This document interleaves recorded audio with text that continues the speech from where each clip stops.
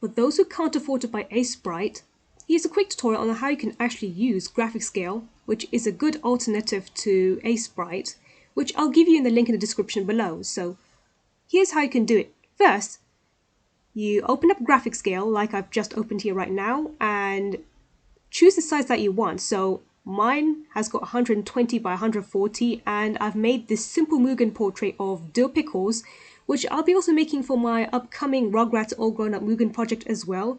So I'm just getting the sprites ready, so I'll be doing everything as soon as possible. So here are the tools. So here's the zoom tool. We can zoom in and zoom out, just like so. Here's the hand tool.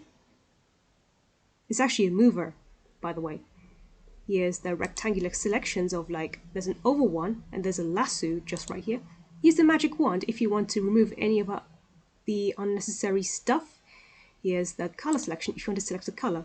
The pen tool is the one that you can usually use to draw pixels with. So here's the option.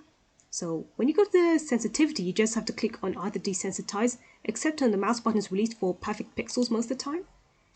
So, and here's the connect line, which is mostly a straight line. And here is the spline curve if you want to create more accurate curves, if you don't want to use the pen tool. Here's the rectangle tool if you want to create rectangle shapes. And here's the filled rectangle as well if you want to create filled versions of the rectangles as well.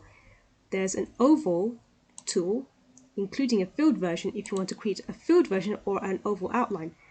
Or nice stuff as well. Flood fill, or the fill tool, you can actually use as well. So you can click on the tolerance as well if you want to increase the tolerance up to 100, but I'll just keep it to 1 for now. Color replacer is actually good when you want to go for dithering technique as well. This option, you can go to the same thing as desensitize, except when the button is released. If you click on it, it will do something as well.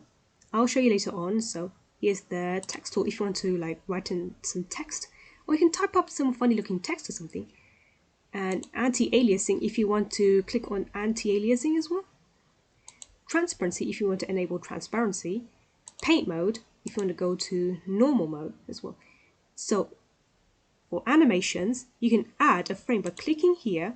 So properties, current frame. If you want transparency, click on the transparent color. Mine has got a nice teal green color for animation, and you literally click on OK. And then you can start animating. So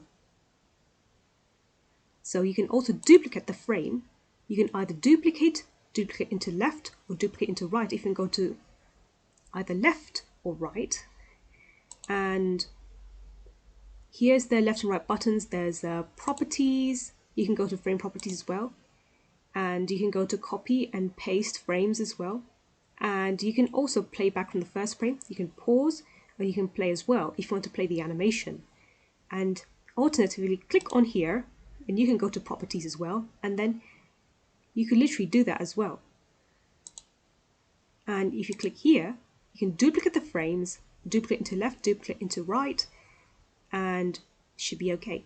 And you can add the frame by going to add, by clicking the add button. You can insert the frame into left or insert into right if you want to fill in some in-between animations. And you can also copy and paste as well. And you can also lock the frames if you want to lock it as well. And here's the save button if you have to save your projects. Control and paste for stuff as well. And go to browse if you want to literally browse for anything you want really. And it's just loading up.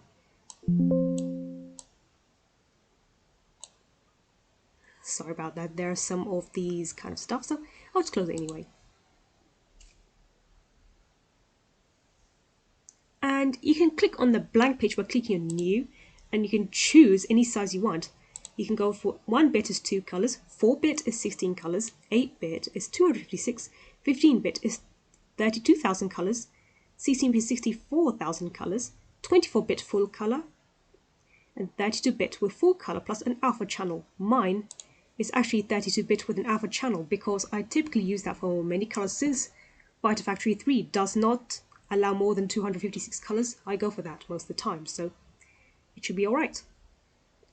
So anyways, I hope you enjoyed my overview of GraphicsGale and see you guys later. Goodbye.